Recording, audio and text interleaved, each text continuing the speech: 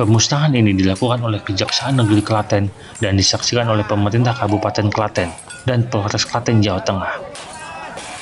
Pemusnahan barang bukti miras ini dilakukan di halaman Kejaksaan Negeri Klaten sebanyak 1093 botol miras berbagai merek dimusnahkan oleh petugas dengan cara digilas menggunakan alat berat.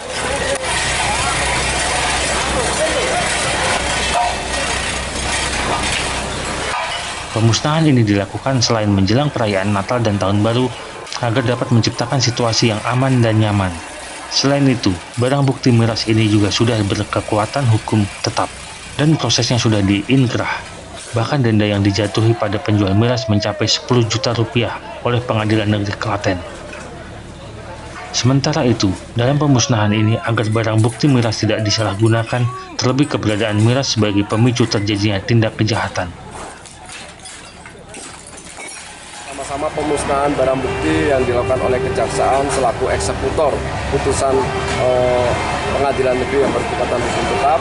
Dalam waktu 2 bulan ini memang sudah terkumpul hampir lebih kurang 1093 miras dengan 23 putusan, dan terima kasih sekali kepada rekan-rekan aparat hukum yang terus bersinergi dari mulai kepolisian melakukan razia tidak henti-hentinya terhadap peredaran miras ilegal yang ada di Kabupaten Klaten, maupun respon dan sikap tegas dari pihak pengadilan di dalam memberikan penjatuhan pemidanaan berupa denda yang relatif tinggi sampai sekitar beberapa kasus ini sampai 10 juta masing-masingnya dendanya. Reza Syafitri, iChannel TV, Klaten melaporkan.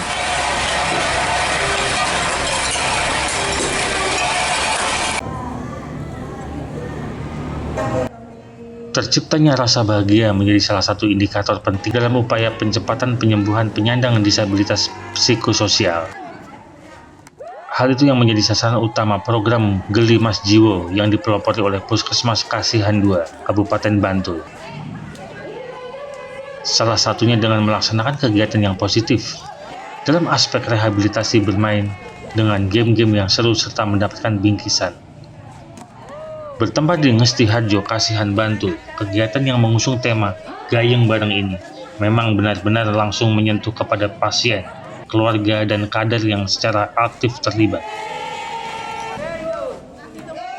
Kegiatan digelar dengan tujuan dapat mengembalikan penyintas pada aspek kesehatan, pendidikan, sosial, mata pencarian, dan pemberdayaan, sekaligus menumbuhkan harapan bagi sesama bahwa meski mereka yang merasa terpinggirkan masih mendapat perhatian.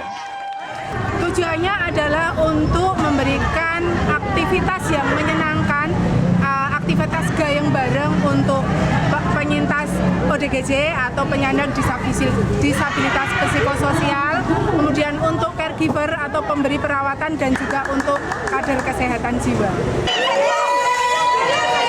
Seluruh peserta yang terlibat nampak larut dalam kegembiraan yang mewarnai keseluruhan kegiatan. Hadirnya rasa bahagia itulah yang menjadi salah satu kebutuhan sebagai bentuk percepatan kesembuhan bagi para penyandang disabilitas psikososial. Saya lebih dapat rasa senangnya melihat teman-teman sama seperti saya melihat mereka senang, saya juga senang gitu. Iya. Dan terima kasih atas kegiatan ini, semoga dapat membantu saya lebih pulih lebih cepat.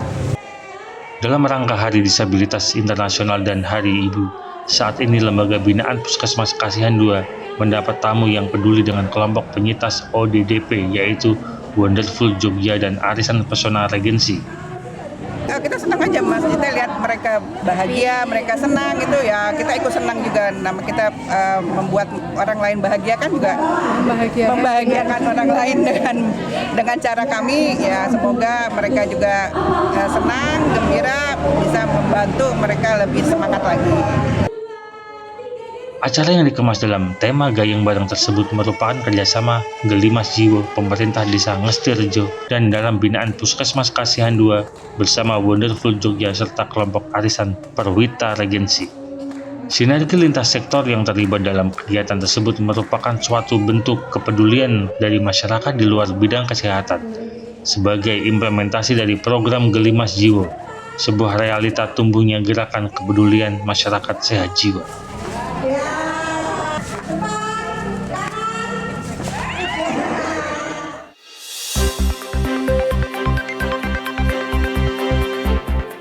Ditemui usai menghadiri acara di Universitas Islam Indonesia, Mahfud MD buka suara soal urusan Presiden Prabowo terkait pilkada.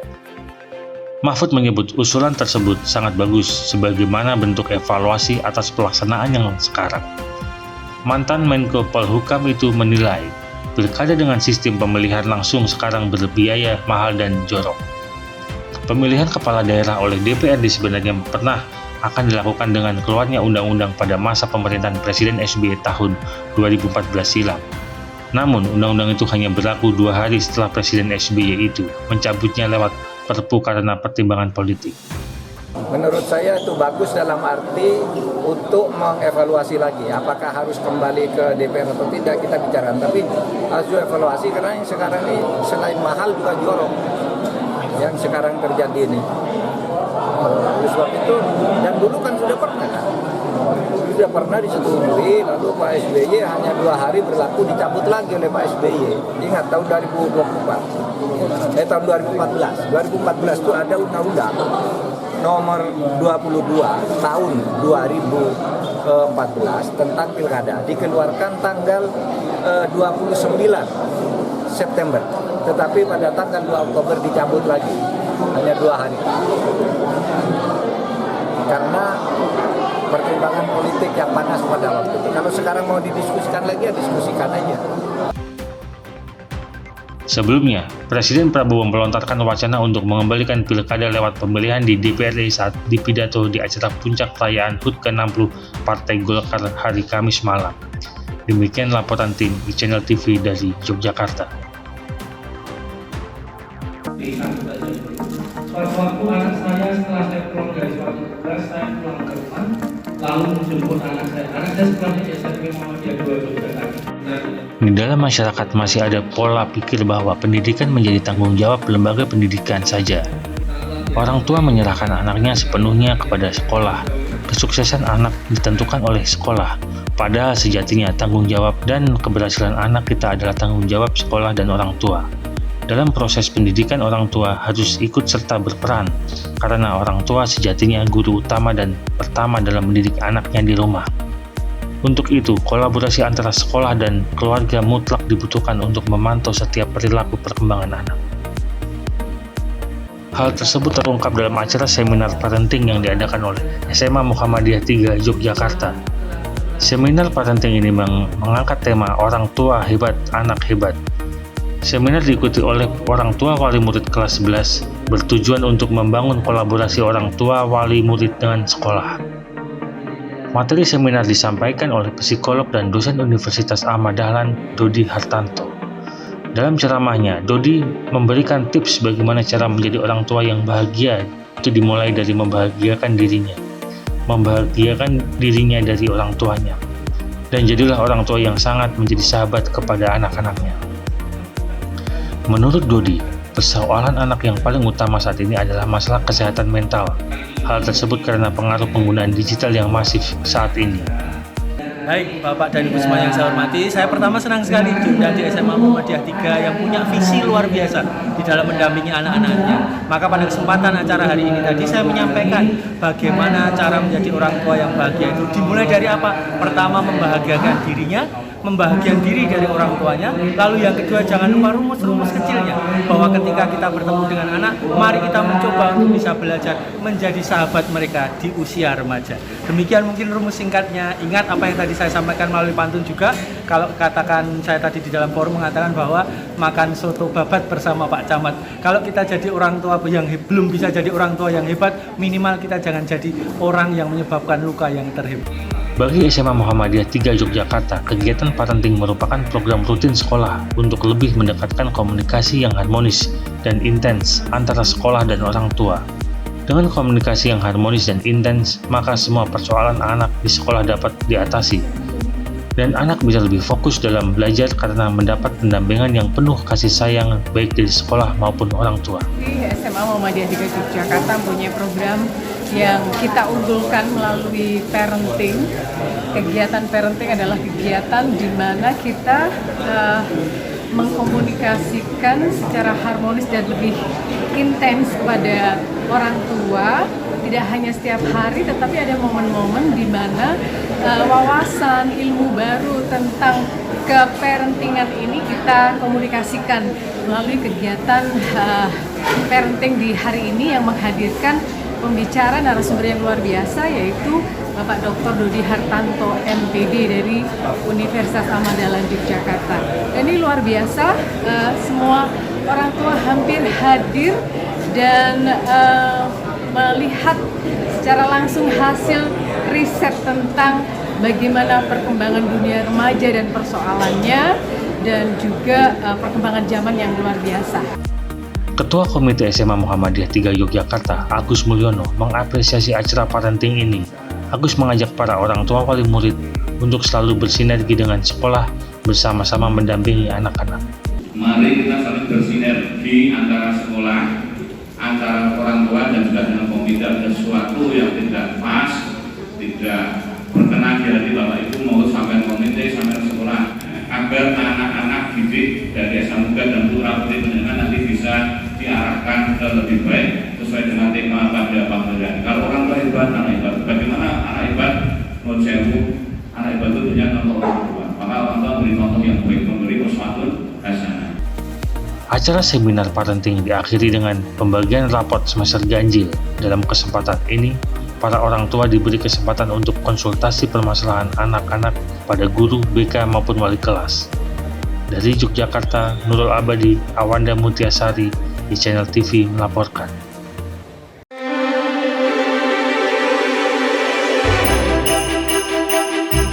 Berbagai jenis patung bermacam ukuran nampak sudah tertata rapi di rumah produksi Malta Jaya, Bambang Lipuro, Bantul. Belasan pekerja tampak sibuk melakukan pengemasan mulai dari relief perjamuan kudus hingga patung salib korpus yang telah disiapkan untuk dikirim kepada pelanggan. Sementara di bagian produksi, sejumlah pekerja juga masih terlihat melakukan proses pengecatan dan finishing patung Bunda Maria dan Yesus.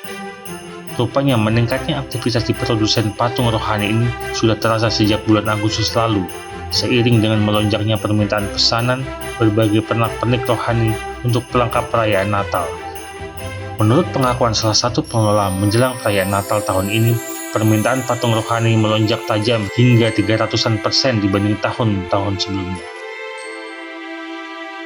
Menjelang Natal itu biasanya yang dicari itu pernak-pernik Natal, seperti untuk set Natal keluarga kudus, keluarga set yang ada 3 raja, ada yang penting komplit satu set dalam peristiwa Natal. Kenaikannya itu ya lumayan, karena kan untuk Natal Desember yang sekarang itu kan sudah dari bulan Juli Agustus kemarin pesanan sudah masuk ke kami.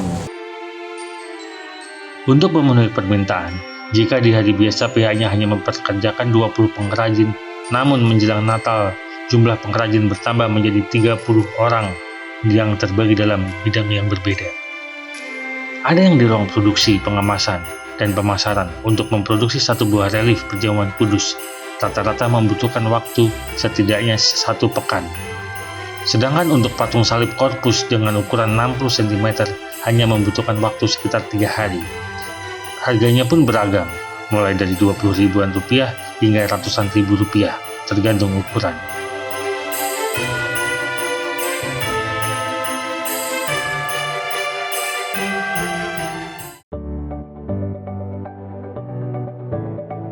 Sebanyak 27 kelompok pelajar dari SMP 1 Kalikotes Klaten, Jawa Tengah mengikuti gelar karya kuliner makanan dan minuman tradisional Kamis siang. Mereka menampilkan berbagai macam makanan tradisional yang diolah sendiri, berbahan jagung, ketela, kedelai, serta minuman tradisional seperti jamu dan lidah buaya. Mereka mengolah makanan serta memasarkan sebagai bentuk pembelajaran yang saat ini mereka tempuh di sekolah. Berbagai bahan tersebut lalu diolah menjadi makanan tradisional seperti utri, getuk goreng, tempe benguk. Sementara untuk minuman berbahan aloe vera diolah menjadi dawet, jamu tradisional, dan lain-lain. Menurut salah satu siswa yang membuat karya makanan tempe benguk dan dawet aloe vera sangat mendukung kegiatan ini. Dengan adanya praktek pembuatan makanan tradisional dalam gelar karya pelajar ini, siswa juga diajarkan untuk jual beli pada hasil karyanya tersebut. Sementara itu, gelar karya ini digelar sebagai sarana pendidikan program kemandirian, ide gagasan, dan kewirausahaan. Hal ini sangat dibutuhkan saat para pelajar ini telah lulus atau masuk pada jenjang yang lebih tinggi. Selain itu, dengan gelar karya membuat makanan tradisional ini juga dapat melestarikan kembali makanan dan minuman tradisional yang hampir punah. Sama tempe bengok, Pak. Kenapa buat begitu? Ya buat ini namanya tuh buat makanan tradisional Klaten. Terus? Nah, dan untuk apa itu namanya, Pak? Mengembangkan makanan tradisional. Biar tidak punah. Iya, Pak. Ini ada 27 kelas, ada standnya ada 28 stand. Menampilkan stand apa aja, Bu? Ini ada stand untuk kreasi makanan dari khas Klaten dan minuman khas Klaten. Terus dia memberikan wadah kepada anak-anak ya atas yang sudah dia pelajari, karena dengan makanan-makanan yang mungkin yang taunya cuma direbus saja, dengan berbagai macam inovasinya dia bisa membuat anak-anak itu jadi lebih kreatif. Lesa Syafitri, Channel TV Klaten melaporkan.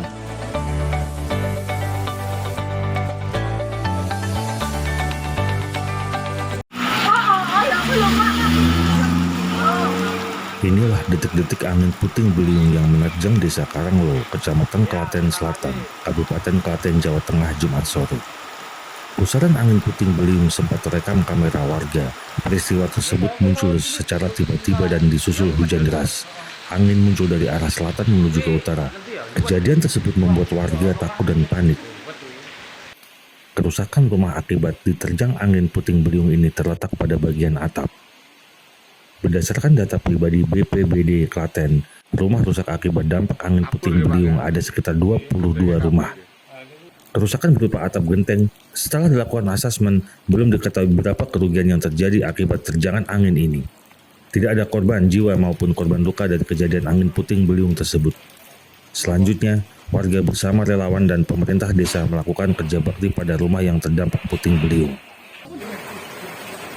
Kenceng banget, Mas. Pertama dari ujung selatan, dari ujung selatan anginnya, terus itu sampah-sampah itu pada naik ke atas nih, Mas.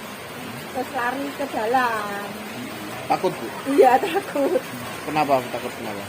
Lah, gimana ya, Mas? Anginnya kayak gitu, bisa itu aja, sengaja bisa terbang ke sini, nanti takut kalau kena, Mas. Terus lari ke dalam aja. Dampaknya apa, Bu, di rumah, Bu?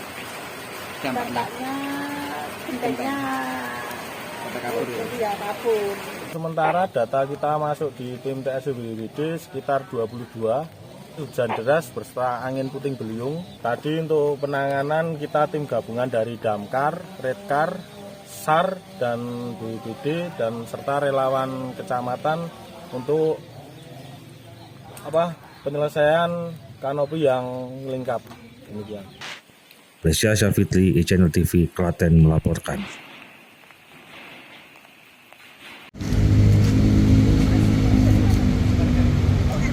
Inilah bangunan lawas gereja milik umat Kristiani yang terletak di selatan Balai Kota Surakarta. Berbagai ornamen kuno buatan Belanda masih nampak menghiasi pada bagian utama altar gereja hingga dinding penyangga bangunan. Selain itu, mimbar dan kursi yang digunakan untuk kebaktian juga masih dari awal berdiri gereja. Selain bangunan, terdapat pula lonceng yang juga peninggalan bersejarah di gereja tersebut. Meski merupakan gereja tertua di kota Surakarta, gereja ini baru dinyatakan sebagai cagar budaya pada tahun ini.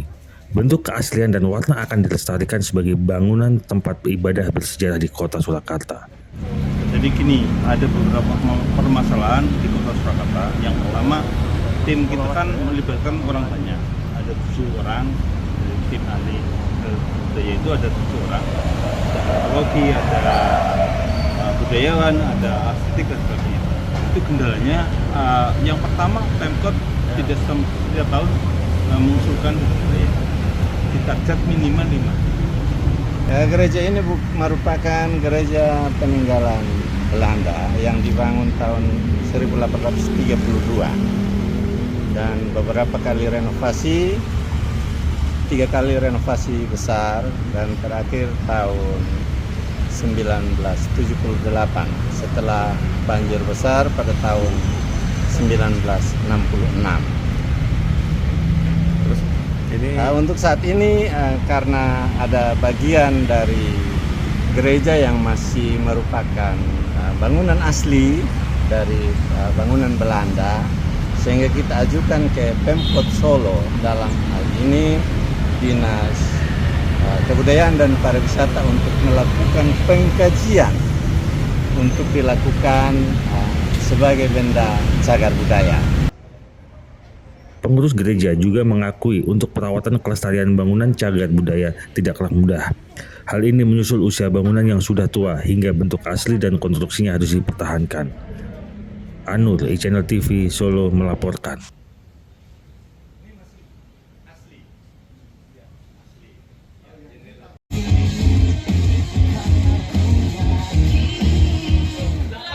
Sebagai penutup rangkaian Bank Jateng Borobudur Marathon 2024, Bank Jateng dan Harian Kompas menggelar Borobudur Fun Run pada Minggu 8 Desember kemarin. Acara diikuti 2.000 peserta, digelar untuk mengapresiasikan masyarakat Magelang yang telah ikut menyukseskan Borobudur Marathon seminggu sebelumnya.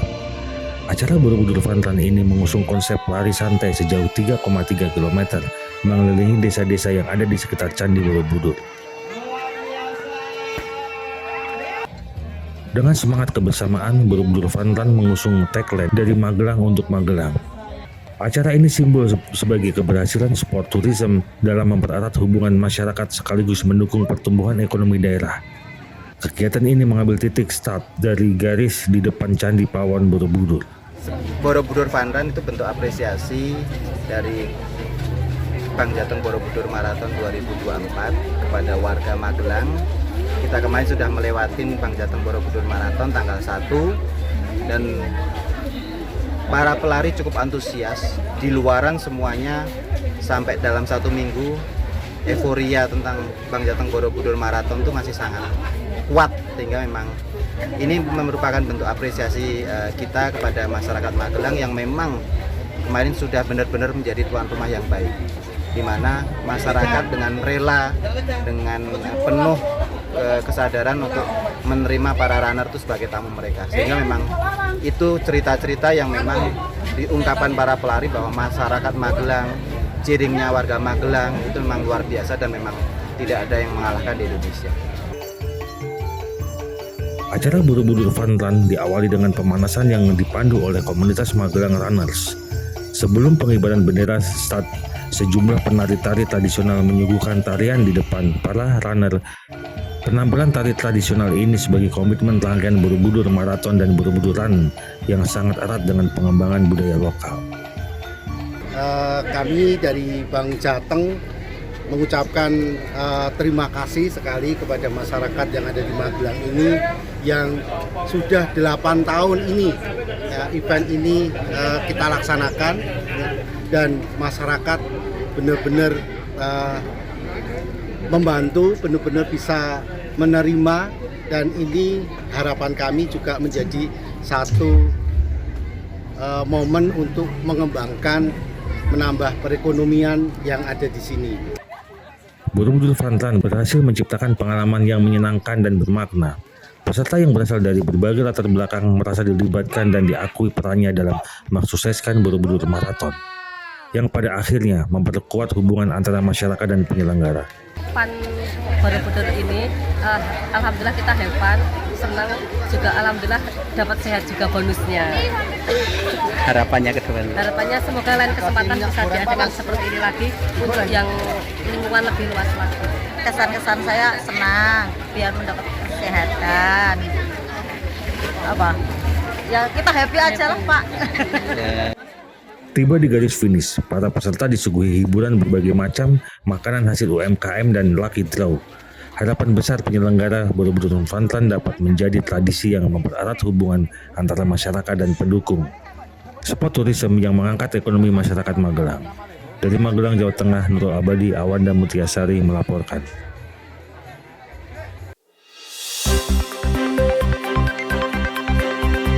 Pengunduran diri Gus Miftah disampaikan di Pondok Pesantren Ora Aji miliknya di Sleman, Yogyakarta pada Jumat siang. Gus Miftah membacakan langsung surat pengunduran diri yang ditujukan kepada Presiden Prabowo Subianto. Ia mundur dari jabatan sebagai utusan khusus Presiden bidang kerukunan beragama dan pembinaan sarana keagamaan. Dirinya mengaku keputusan mundur bukan karena ditekan atau permintaan siapapun, tapi karena sebagai rasa cinta, hormat, dan tanggung jawab kepada Presiden Prabowo. Keputusan ini saya ambil karena rasa cinta, hormat, dan tanggung jawab saya sangat mendalam kepada Bapak Presiden Prabowo Subianto serta seluruh masyarakat Indonesia. Keputusan ini bukanlah sebuah akhir ataupun langkah mundur, melainkan langkah awal untuk terus berkontribusi kepada bangsa dan negara dengan cara yang lebih luas dan beragam. Seorang berjiwa kesatria pernah berkata, kalau jabatan itu hanyalah titipan sementara. Karena itu adalah satu sarana untuk berbuat kebaikan. Oleh karena itu, sebagai seorang pendakwah dan pelayan umat, saya merasa bahwa pengabdian kepada bangsa dan negara Indonesia tidak terbatas pada satu jabatan dan kedudukan semata, tapi mencakup seluruh ruang di mana saya bisa memberikan manfaat. Kepada Bapak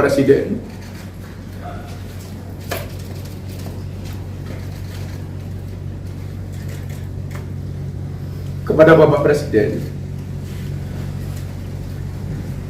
saya mengucapkan terima kasih yang setulus-tulusnya atas amanah dan kepercayaan yang telah diberikan kepada saya. Saya seorang anak yang berlatar belakang dari jalanan, yang bergaul dengan dunia marginal, dunia premanisme dan klub malam.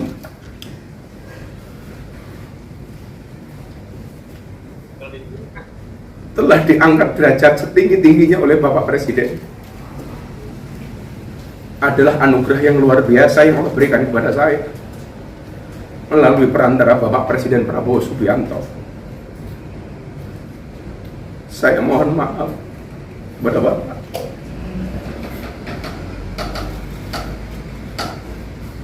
Belum bisa menjadi sesuai yang Bapak harapkan dari saya. Miftah berencana akan menyampaikan langsung surat pengunduran diri kepada Prabowo pekan depan. Demikian laporan tim e-Channel TV dari Yogyakarta.